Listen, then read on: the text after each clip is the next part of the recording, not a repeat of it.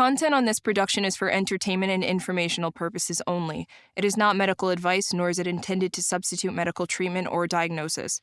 Seek medical help if you believe that you are suffering from a mental illness or are a threat to yourself or others. By using any or all of the information provided, you do so at your own risk. Any application of the material is at the listener's discretion and is his or her sole responsibility.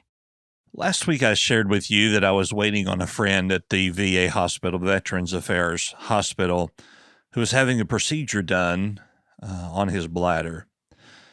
As I waited there longer and longer for them to tell me that he was ready to be picked up, about an hour and a half past that time, a nurse called me, and they said that they had decided that since to his medical history, that even though his procedure was very well, everything turned out great, that they had decided to keep him overnight.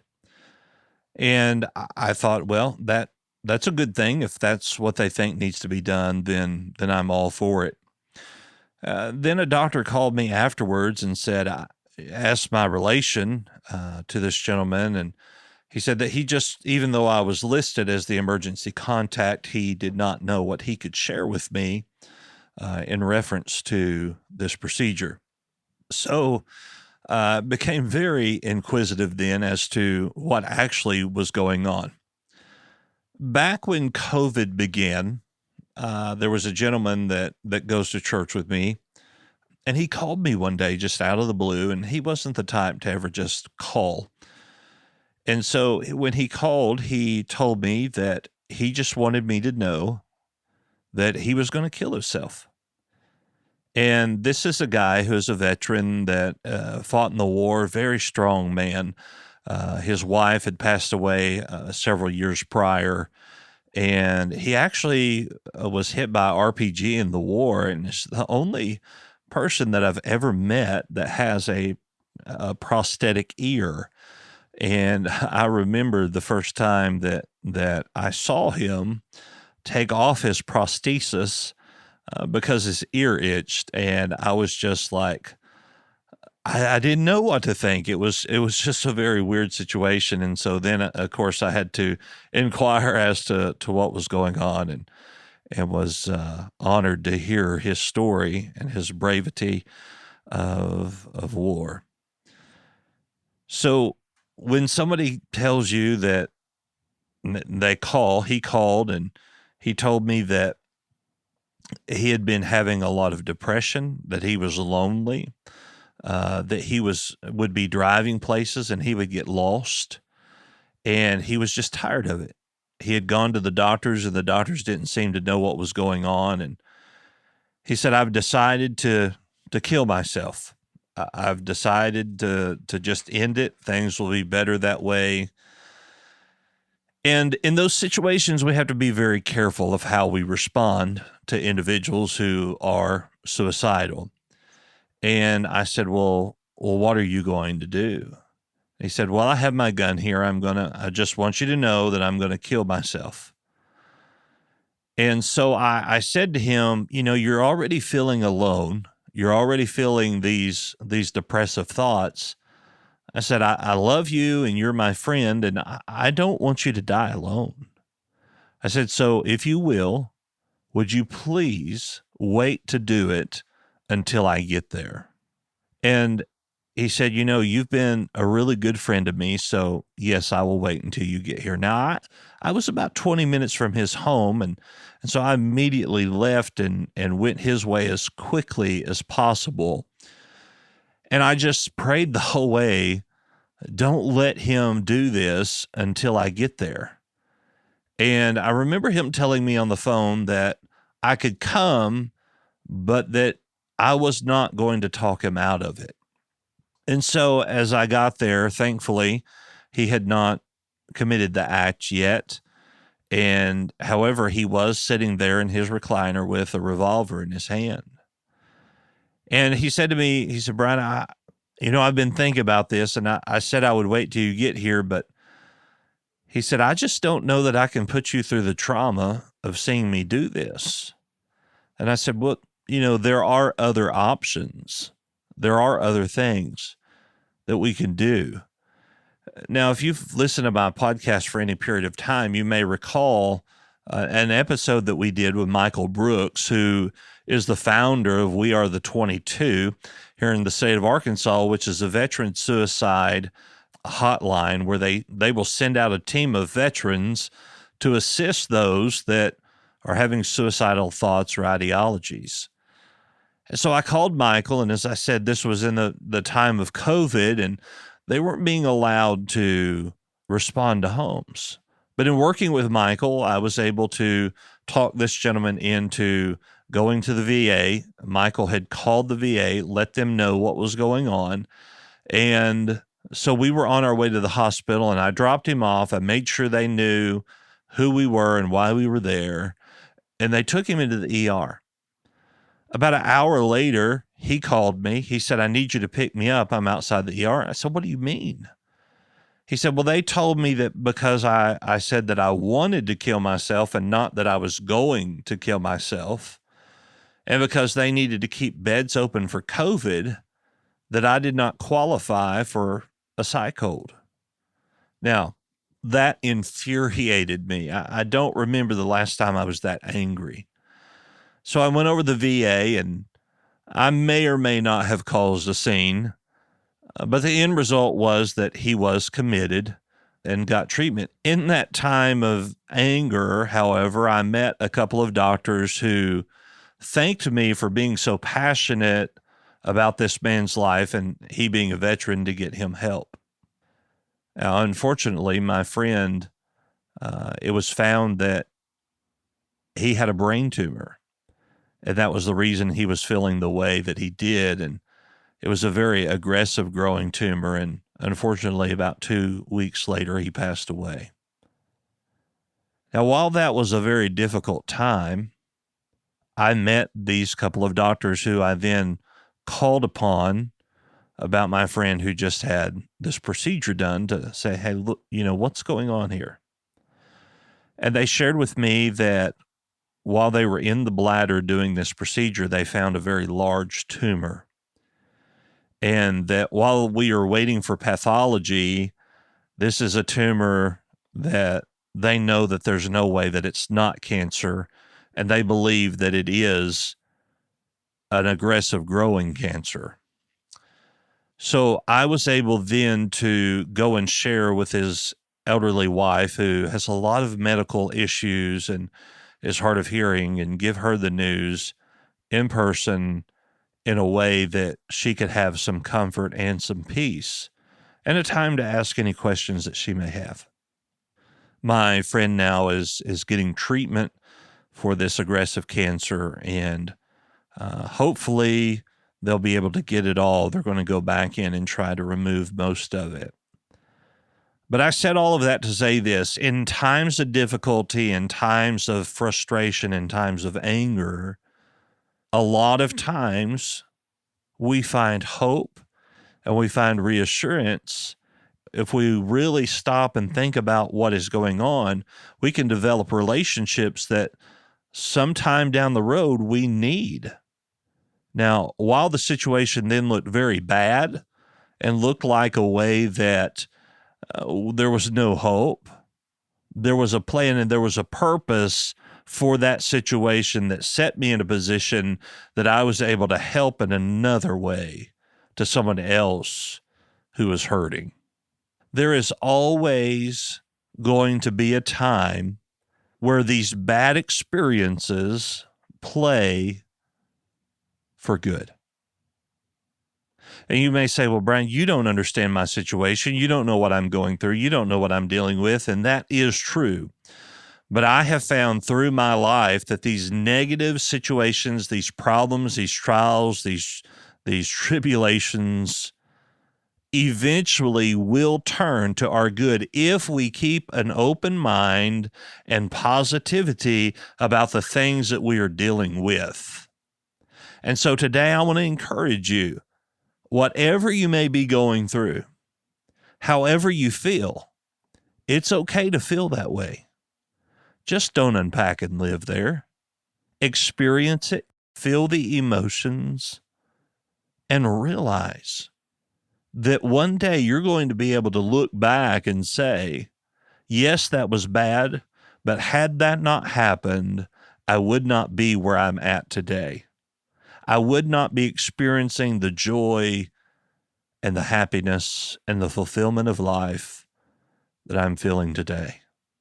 So, friend, whatever you may be going through, whatever may feel like you can't get through it, you're going to get through it if you will simply keep a positive attitude and look for the good.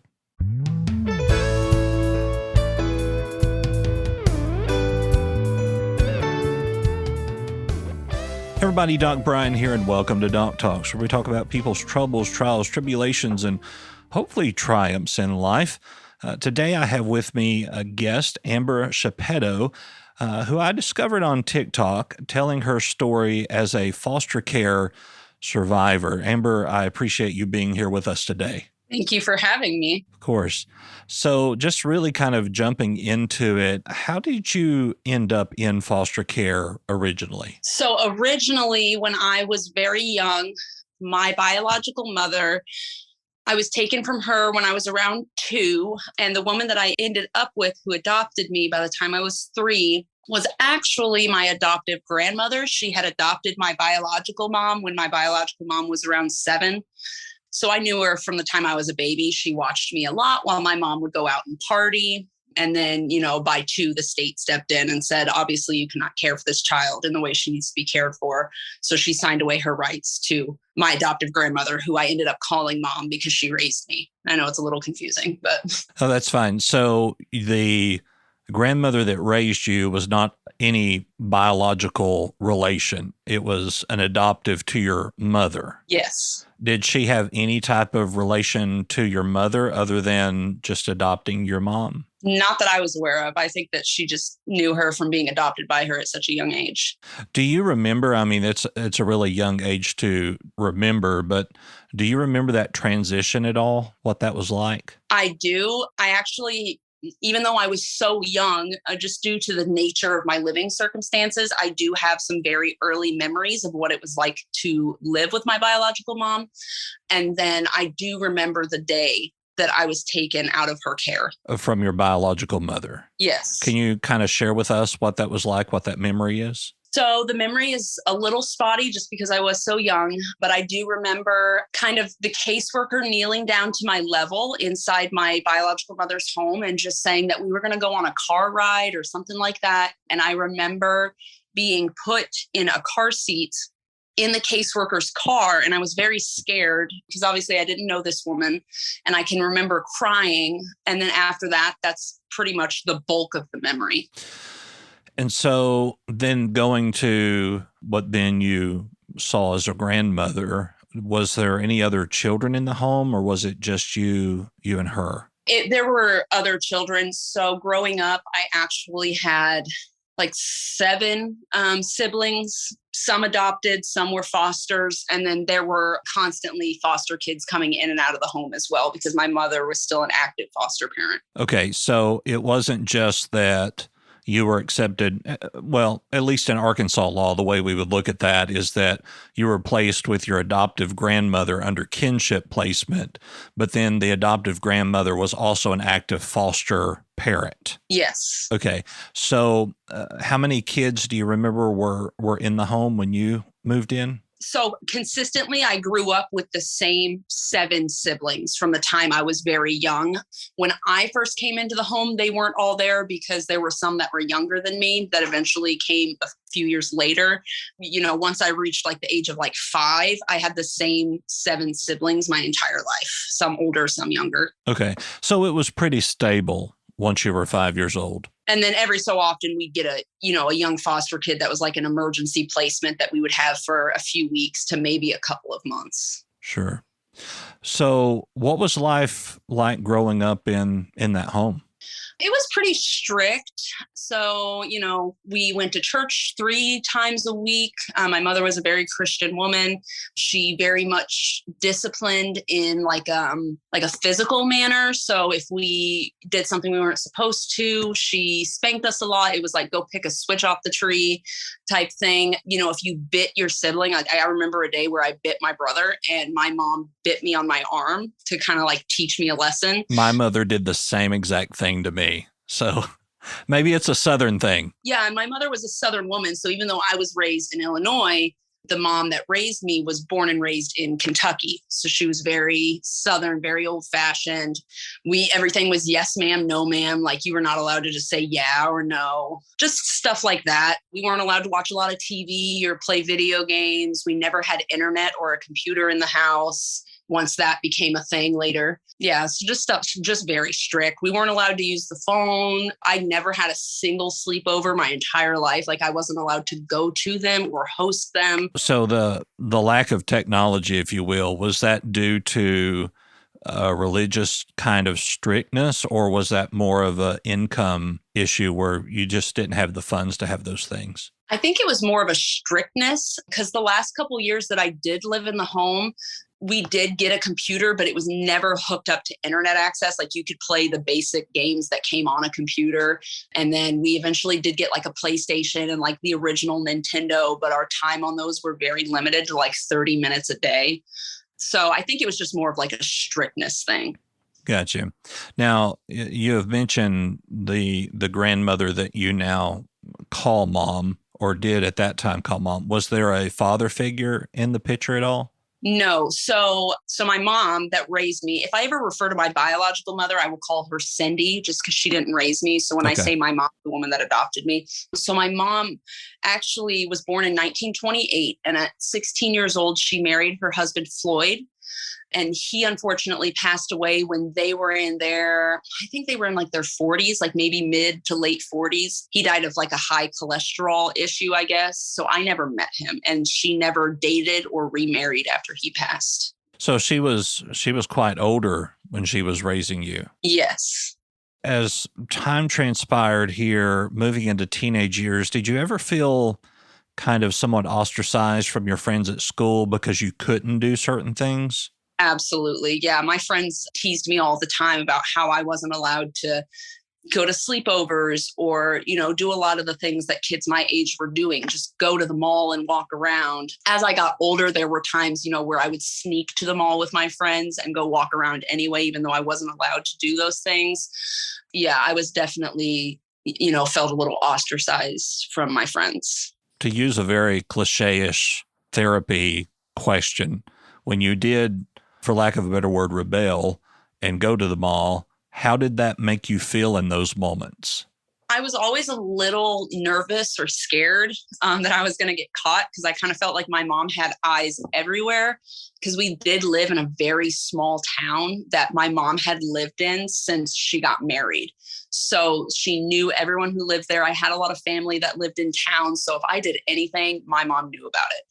But once I did get home, if she didn't know I'd gone and I, kind of got away with it, I guess in like a teenage fashion, I was just kind of like, haha, like I did something that I wasn't supposed to and you didn't find out about it type thing. Right. But while you were there was a aspect of, oh no, she might find out, instead of here I am, look at me, I'm doing whatever I want to do.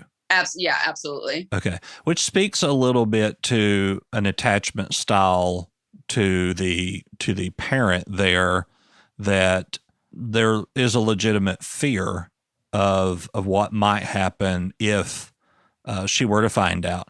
Was there ever a point in time in your childhood growing up in that home where you felt like that the discipline was extreme, borderline abuse? Extreme, yes. Abuse is kind of, I don't know, it's difficult for me to kind of label it as abuse because I know that some may see it in that way, but for me, it was just how I was raised. So it was normal. So I don't think that I ever thought at any point it was at a level of like physical abuse or even like mental or emotional abuse. It was just kind of how I was disciplined and raised. So now looking back as an adult, would you consider it to be abuse? Some things, yes. I think that there was a lot of aspect where she just liked to have control. It was more about control than it was care. Like she wasn't doing the things that she was doing and how strict she was because she cared and wanted to keep us safe. It was more about control of the situation and her kids. Right. And she didn't have biological children. She had two, but they were in their 40s or so whenever I was young, because she had them when she was 18 and 19 years old. Gotcha. So what were family functions like?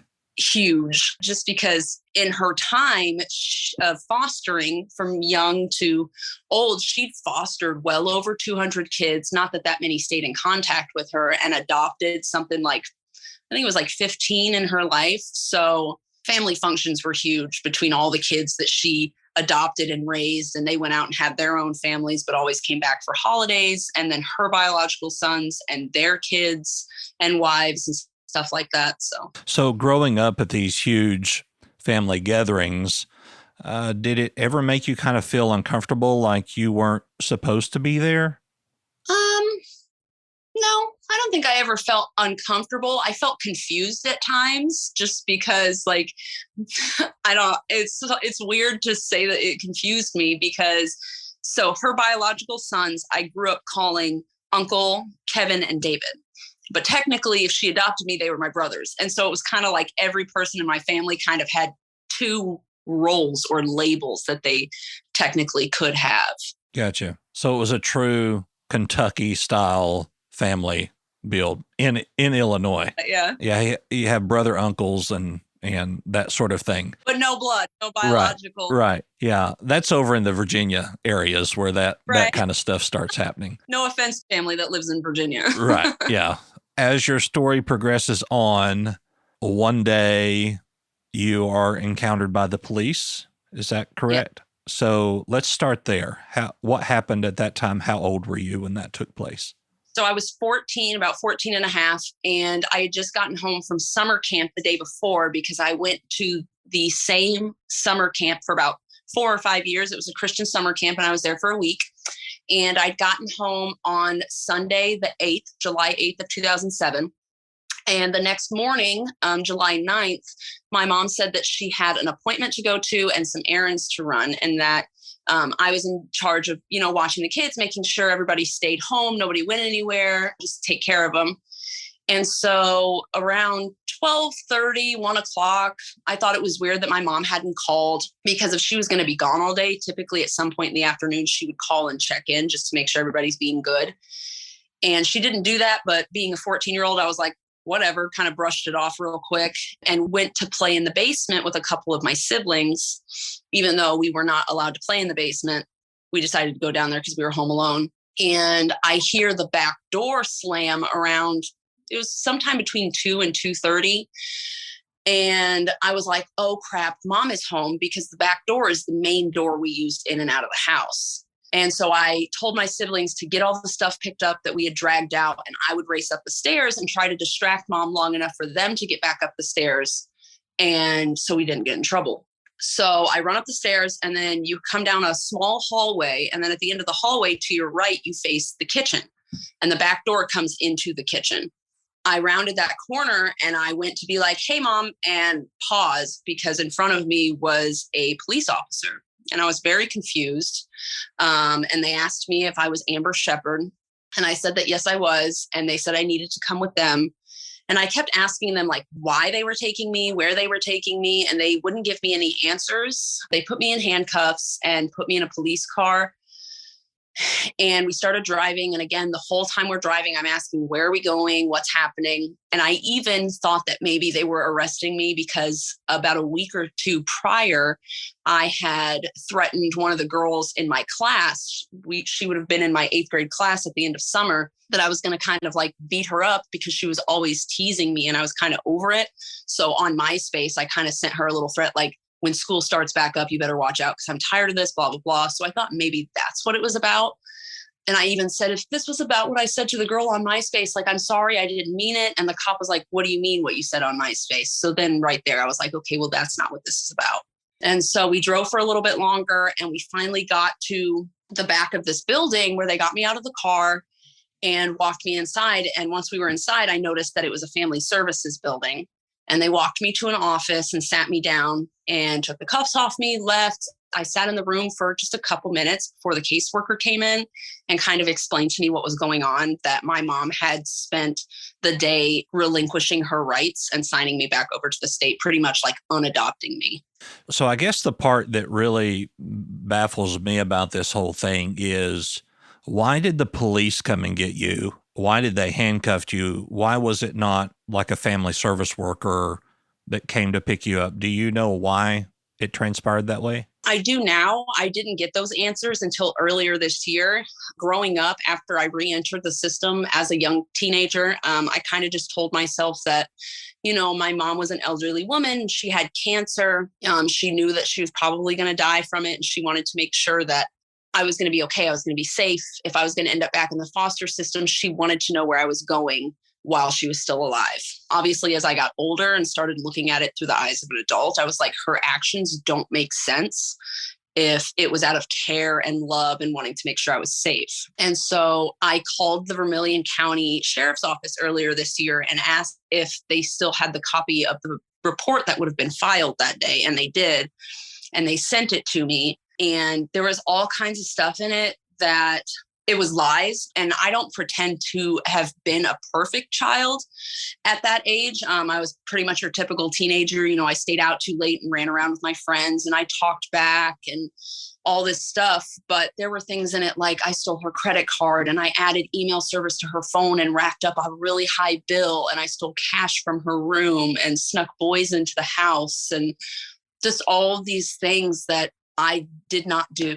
So it was hard for me to process when I first found out about it, when I first got that police report, because I didn't understand why she would say all of those things. There were also other kids around my age in that home who could have been a part of that and could have done it. But as far as me being involved, I was not. And how old were you? Did you say you were 14? Yeah, I was 14. Did you come to find at any point in time that maybe she was suffering from dementia or pseudo-dementia at the time that she was accusing you of those things? It's hard to say. I don't think so. That was the last day I saw her or personally interacted with her, would have been when the caseworker took me back to the house to get my belongings. But I did call her about a month and a half after, once I was put in my first foster placement, because I lived in a group home immediately after until they found my first placement for me. And I called her and I said, "Hey, Mom, it's me. I just wanted to let you know that I'm safe. I'm okay. How are you?" And her exact words were, "I'm fine. Don't call here again," and hung up on me.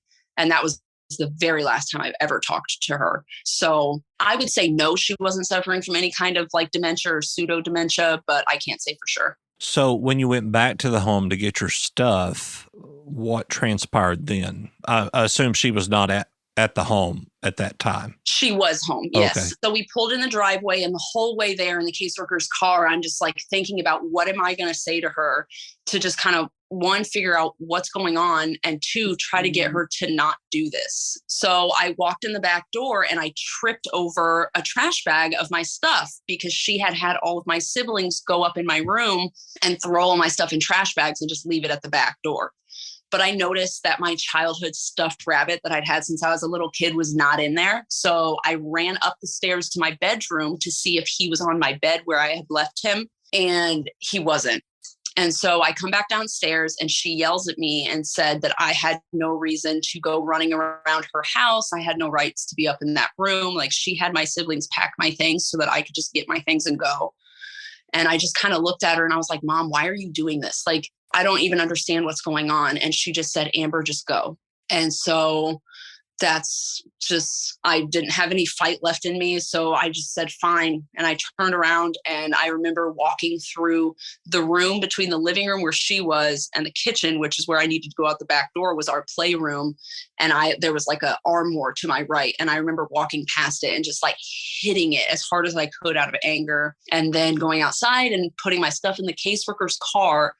And my brother ran out the door and he said, "Amber, Mom said to tell you she loves you."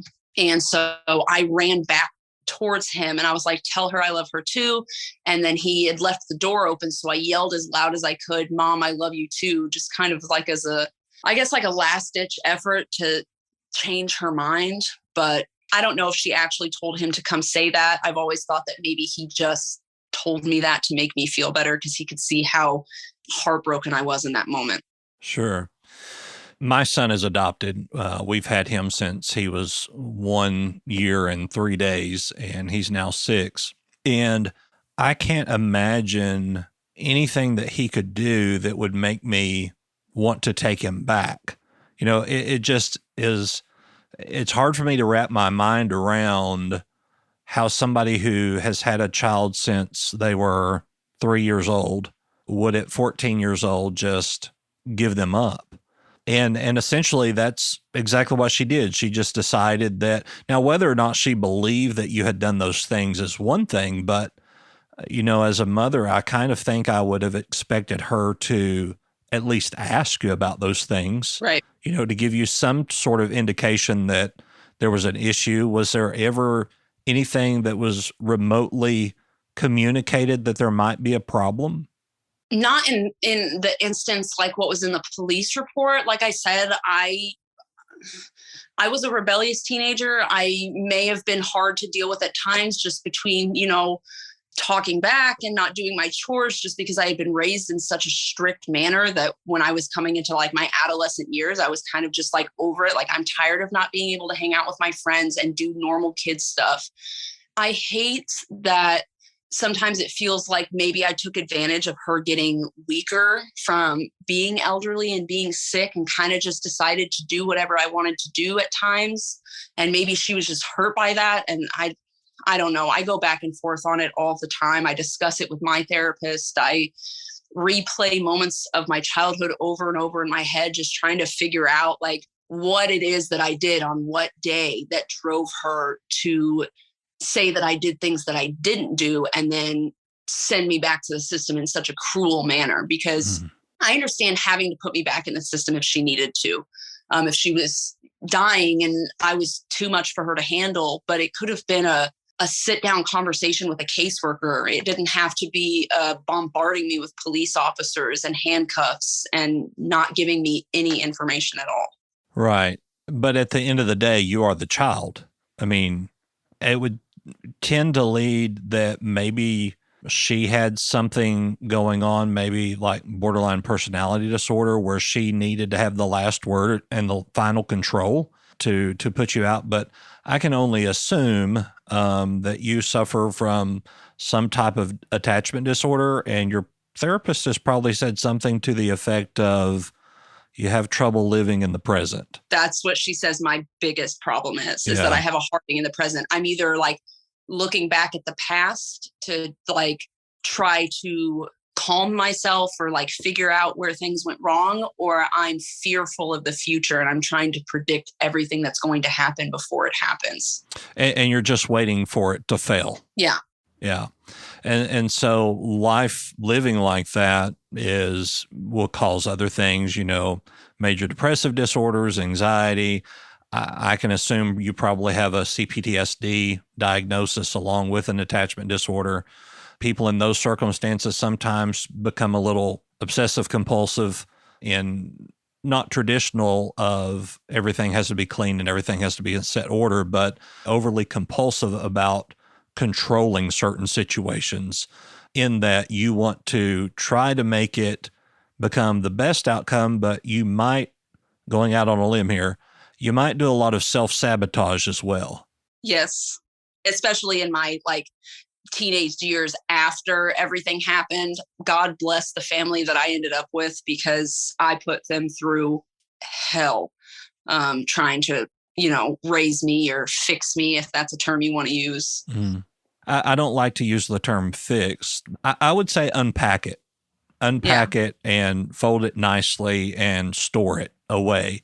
But a lot of times when we don't do that, that's where we get these attachment disorders, in that we can't live in the present because we're so focused on the past. And the shoulda, coulda, wouldas, all of that comes with that. So kind of backtracking here a little bit, your brother comes out, says, Mom loves you. You have this, I'm going to assume, a last-ditch effort to get your mom come out and say, I'm sorry, I shouldn't have done this. I do love you. Please come back, which didn't happen. So then you're back in the caseworker's car. Are you then completely crushed, or are you still looking that there might be some thread of hope somewhere? It's hard for me to pinpoint that moment. Like, I'm very in tuned with like my emotions, and I can feel emotions that I felt in my childhood at certain points, but I don't really remember being back in the caseworker's car. The next thing I remember was being at the emergency placement that I stayed at that night before he took me to the group home the next day. I remember the interaction with those foster parents, but I don't remember the car ride getting to that house. Right. And it may have been that it was such a traumatic thing to happen to you that your brain just put it away, not for you to recall. And it's still in there, and it could be retrieved. Whether we would want to retrieve that or not, it remains to be unseen. But our brain has a unique way of I'll use air quotes, forgetting a certain trauma. And so now you're into an emergency shelter and then transition to a group home. How long were you in the group home? It was about a month to a month and a half, because I got there on the 10th, on July 10th, and I got to my first foster placement on August 13th of that same year. So it was just a little over a month. Okay. And then you move in with this foster family, now at the age of 14. Yes. And do you remember moving in? Do you remember anything about that day? About the foster family my first placement? Yes. I remember the day we moved in. It was just kind of getting to know the family. I met all the kids, learned that I would be sharing a room with the teenage girl of the house. It was all biological kids. They had 3 biological children. That's about all I remember of that specific day. Mm-hmm. And so how did that placement work out? That was the worst placement I had. The mother of that home was very mentally and emotionally abusive towards me. She outcasted me in the home and kind of turned her kids on me. So they all just treated me like crap and just told me how worthless and pointless I was, and that my life was not going to amount to anything, and just all kinds of cruel behavior. I have worked in foster care as a CASA, court-appointed special advocate for neglected and abused children, for over the last 12 years. And I have found that sometimes the trauma that the child goes through that brings them out of their biological home is not as bad as the trauma that they are finding in these foster placements. And I know in the state of Arkansas, at least, we need more foster families. And the screening for that is very intense. But once you're approved, they just bring kids in. I mean, it's not, there's not really any type of advocate except for the CASA. And the CASA isn't, there's not always a CASA appointed to a case or, that follows up with a case. And so we get into these situations where there is a mental and emotional abuse that is happening that far outweighs the original reason for the child leaving the home. How long were you with that foster family? I was with them for 9 months before I requested to my caseworker that he please move me. Okay, so it was your request to leave. It wasn't the family's request. Well, the day that I made the request to him, he was paying me a visit anyway, so I decided that that's when I was going to talk to him. And he said, I'm actually here today because the mother of this home has requested that I find a new placement for you. So it was kind of, I guess, like a mutual thing. Like, I didn't want to be with her and she didn't want me there. So, yeah.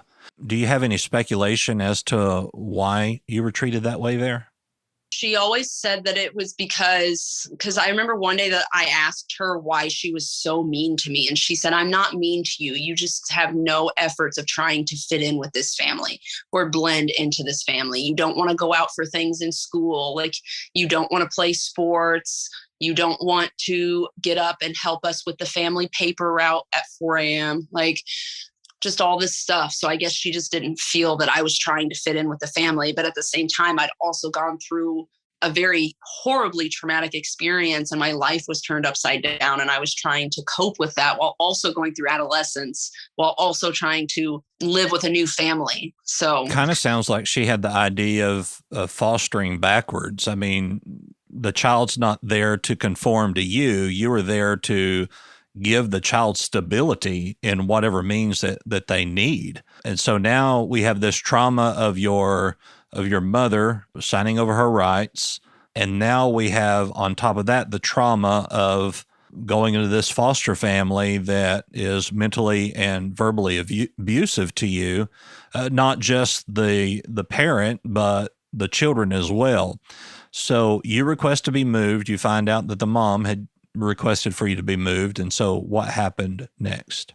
I was taken to my next foster placement. This was March of 2009. I was in 8th grade. So I was halfway through my 8th grade year, or a little over half. And I went to a town that was a couple hours away to finish out my 8th grade year. And it was my understanding that that was the family that was it. Like, I wasn't going anywhere.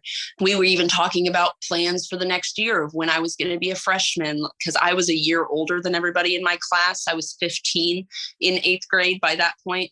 So the next year I was like talking about driver's ed and getting my first cell phone. And, the foster family discussed those things with me. So it was really a shock when I found out in the end of April that I was going to be moving again once I graduated 8th grade in May. Okay, so that moves us now to a third foster placement. Do you know why the second foster placement, why they had all of these hopes and ambitions and for you, and then all of a sudden the plan was changed? Because the third family that I would end up staying with requested me. So the first foster home that I was abused in, while I was there, I met this family. It was the foster mom's sister and her husband and their kids. And they came over for a cookout one day, and I'd met them, and we go to their house sometimes, or they'd come to the house and I'd get to play with their kids. And I guess something about me really resonated with them, because when they found out that first foster mom asked for me to be moved and I had asked to be moved, they requested me. So I went and lived with them.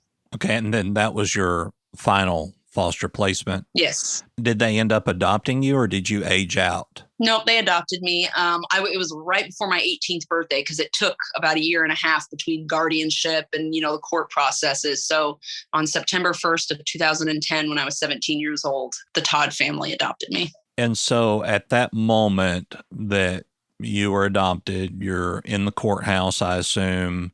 The judge makes that order. Do you remember what kind of emotion you had that day? I was kind of relieved, just because it was like, it's over. But at the same time, I was also very scared, because what if they decide one day that I'm too much for them? And they do, because obviously adoptions could be undone. We've learned that now. So I kind of just walked on eggshells my entire childhood and beyond, because I was just scared of them getting rid of me. Yeah. Was there any type of worry or concern that because of the relation to the first foster family that they might become verbally and emotionally abusive? No, because when I first started to live with them, I said, well, how does she feel about this? Like, does she know I'm here? I was told that, yes, she does know you were here, and she's not happy about it, but you are our child now and you come first. So, and that must have been reassuring and comforting at that point. Yeah, because it was what's so special about me that you're willing to, jeopardize or end the relationship with your own biological sister, just take me in and give me a home. It was weird, but it was also reassuring. Maybe they didn't want to have that relationship with their... Maybe, I don't know. Yeah, who knows? Because I can only assume if they were verbally and emotionally abusive to you, that they would also be that way towards anybody else in the family that didn't, do exactly what they thought they should do. Right. So you're adopted now, but you are still a little concerned about, this can be undone. You're 17, so you only got really a year left. How did life begin there? So would I have been a sophomore at that point if I was 17? Yeah. So I still had like a year and a half left in high school. It was great. I had my mental and emotional battles just from mental health things. I was not easy to deal with. I was just very angry from the time I came to live with them. So I kind of just, I started petty little fights and I screamed and slammed doors a lot. So, I was very difficult to deal with just because I was so confused and scared and angry. But they handled it very well, got me through high school.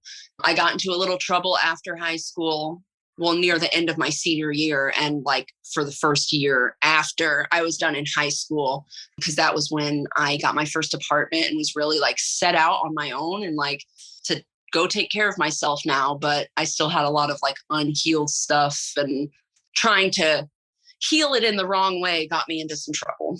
Yeah, we do kind of try to fill that void with other things that isn't always legal or ethical. Right. So, coming through all of this, what would your suggestion be to foster kids that are in the system that may be dealing with emotional or physical abuse or verbal abuse in a home, or the uncertainty of being in foster care? What would your words to those kids be?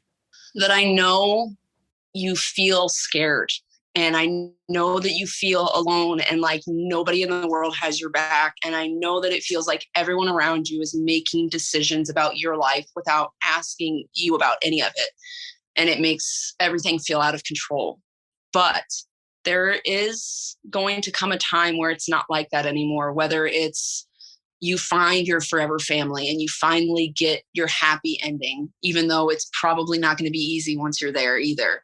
But even on the other side of foster care, once you're out of it, you have a world of opportunity and possibilities, and it does get better. So I know that life seems really dark right now, but it gets better. I promise you.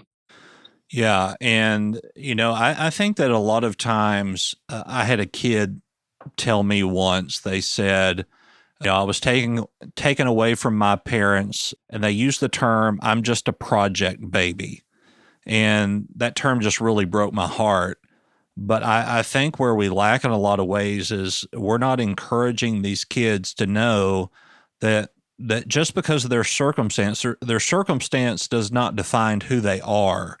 And they have just as much opportunity as anyone else who may not have been in that situation. And, unfortunately, we have adults that will tell kids things like that. I know that this child didn't come up with the term project baby without hearing it from an adult, and so it really just bothers me that there's such a need, but there really is no way to regulate what happens in the home to make sure that the child is not being abused. Because I've also seen instances where the child is being abused in the home, but the child is so afraid of their foster parents that they don't tell until it's too late, or until, they are moved somewhere else. Did you ever feel like you couldn't be honest with your caseworker? Yes. When I was living in that first foster home, one, I didn't want to move again. I was very scared of the mom of that home because while she never got physical with me, I didn't know if it could ever get to that point. And there were days like if I just like tiptoed around her and just kind of like made myself invisible, she would leave me alone. So I didn't want to say something to my caseworker and then her twist it and make me sound like I'm lying, and then him not do anything about it, like move me or make her stop. And then it would just get worse. I remember a day where she told me that if I was her only child, she would kill herself because I was so awful to deal with.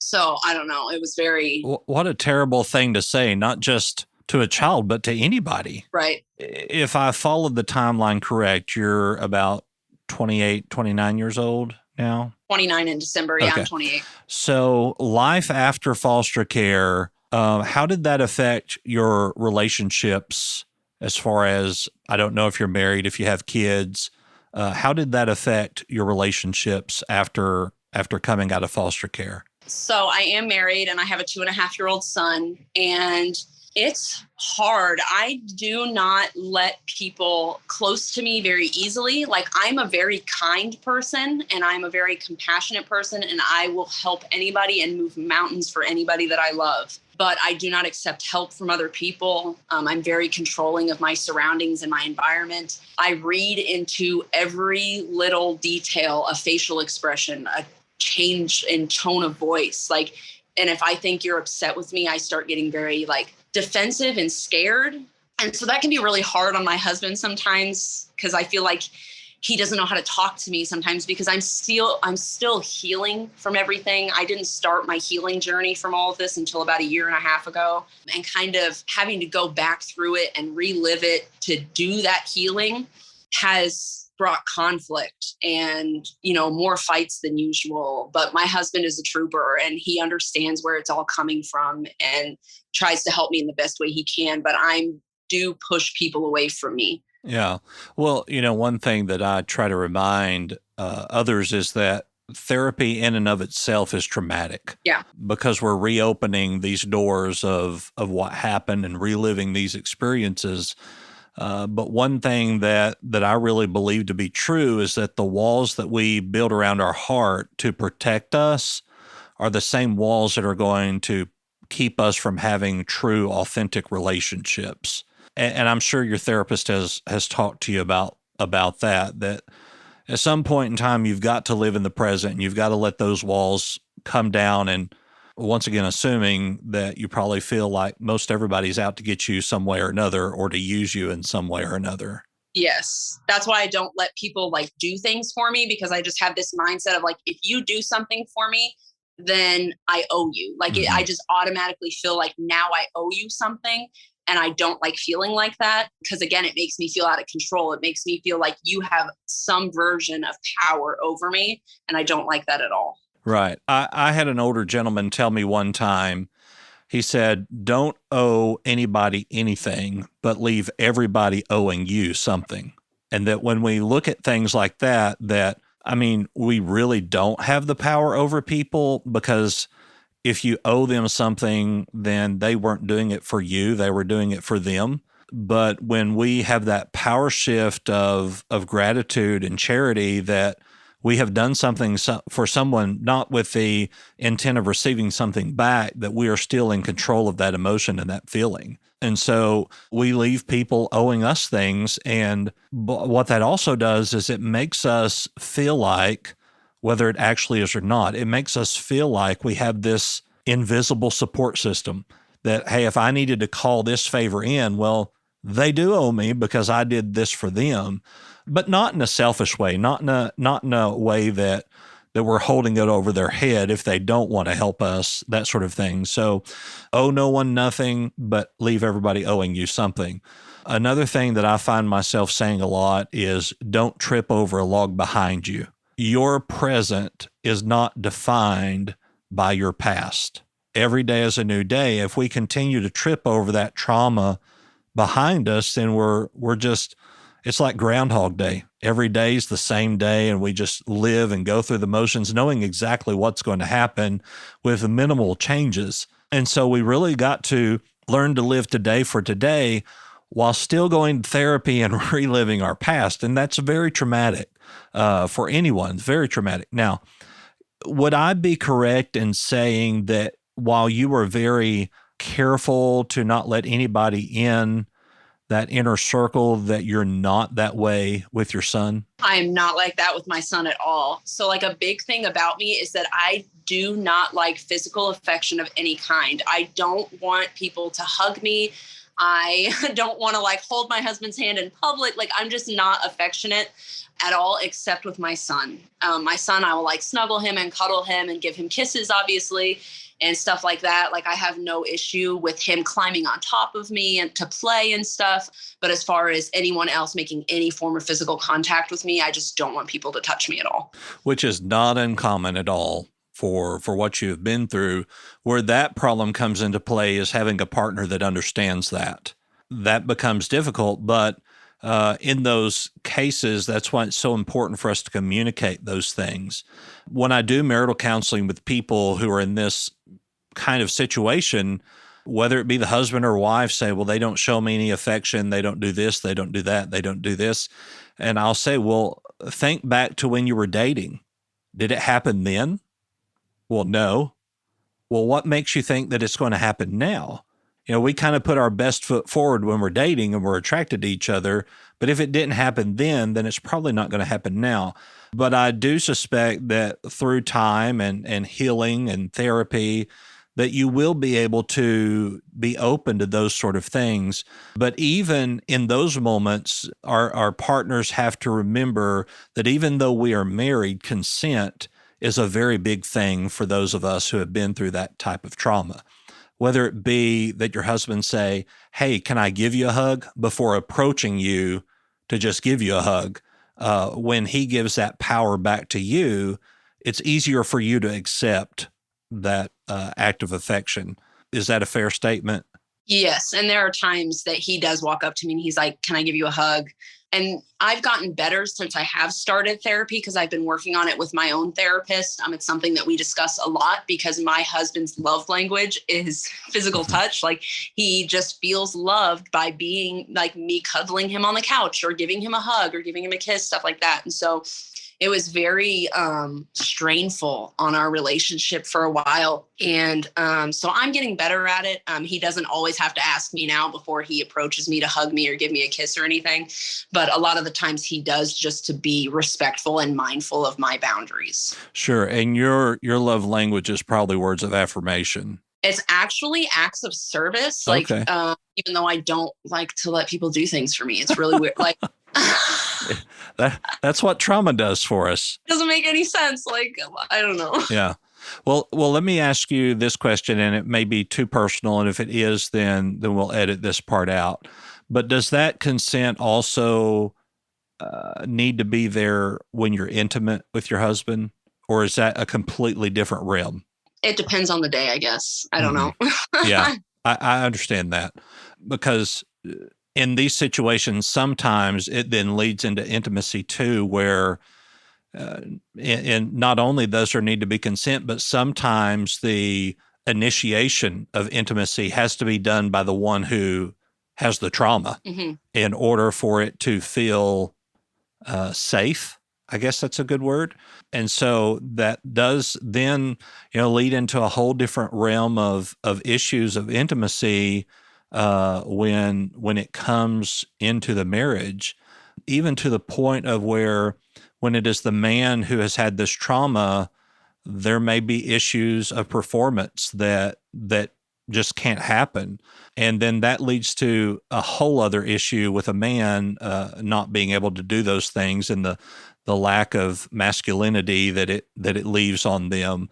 And so I think it's very important, though, for us to really communicate with our partners wholeheartedly and honestly about what we have been through, and try to explain why we are the way that we are, the best that we understand, because a lot of times in these situations, we don't even know why we're like this. I mean, we could suspect some things, but when it gets right down to the nitty-gritty of things, why we are like this. And if there's not that open and honest conversation, then it will ultimately lead in marital failure. And then there are some people that, I'm just not putting up with it. You don't love me if you push me away. You don't love me if you don't give me a hug. You don't all of that kind of stuff leads into greater things. So I'm glad to hear that you do have a partner that somewhat understands that and is working toward reconciliation there in your healing process. That's encouraging for me to hear, especially with you, because at this point, a divorce would be very, I'm going to use the word fatal, but I don't mean that in a mortal way, but it would be very fatal to your healing process with your attachment disorder. So what kind of things do you do to try to keep yourself moving forward other than therapy? Is there, I know some people, they have a very rigorous schedule. They try to, I know you're a photographer, so you probably try to keep a very tight schedule. in order to keep your mind from ruminating on certain things. What kind of is your routine? So I actually work 3 jobs. Oh, wow. One owning my photography business. I also serve part-time at a local restaurant in my town, and I do real estate photography during the week for another company. When I'm not doing that, I'm finding activities for my son and I to do together. I keep my house very clean because in the home that I was raised in, before anything else could be done, the house had to be spotless. Like the house was always guest ready, and that was the rule. So that's how I kind of live now. And I actually was bored last week and my mind started to wander. So I went out and dropped a couple $100s to renovate my bathroom that I said I'm gonna do for the last 3 years. And I make TikTok videos, anything to keep me busy. My therapist is always like, you can never just enjoy some free time and just sit and relax and be present with your thoughts. You have to like keep yourself moving and going. So Has your therapist encouraged you to not keep your house so tidy? she has encouraged me to like, if you don't have anybody coming over and you have a small stack of dishes by the sink, you don't have to get up and clean those 4 or 5 dishes right now. Mhm. Like they can be done tomorrow morning, or you don't, if you washed and dried the laundry, fold it tomorrow. Yeah. Those, the dishes will wait till tomorrow. At our house, washing and drying clothes is, a one-day thing, but to be folded and put up is 5 to 7 business days. Right. Well, Amber, it's wonderful to meet you and talk to you, and you truly are an overcomer and a survivor, and I'm proud of you for putting in the work and continuing to put in the work to be in a mentally healthy place. So tell our listeners where they can find you, what your TikTok, Instagram, what your contacts are there. So my larger following is on TikTok. That's where I do a lot of my advocating and awareness videos for the foster care system. It's where I share my story, and my handle for TikTok is just at amber.chiapetto, CHIAPETTO. I do have Instagram under the same name, but that's where I just share like personal photos of my day, of my son, if you want to see some really cute photos of a 2.5-year-old. And then other than that, I'm not really on Facebook or Twitter. I do have a Facebook, but I'm not on it a whole lot, and I don't have a Twitter. So Gotcha. And we'll make sure to put all those links in the explanation of this podcast. Of course, I'm Doc Brian. You can find me at thedocbrian.com. All of my social media links are there at the bottom of that page. Doc Talks is a part of Be Frank Network. You can find all of our podcasts there at befranknetwork.com. Amber, once again, thank you for being with us here today and telling your incredible story. Thank you for having me. It's been a pleasure. All right. Well, we will talk to you soon, and have a great week. Goodbye.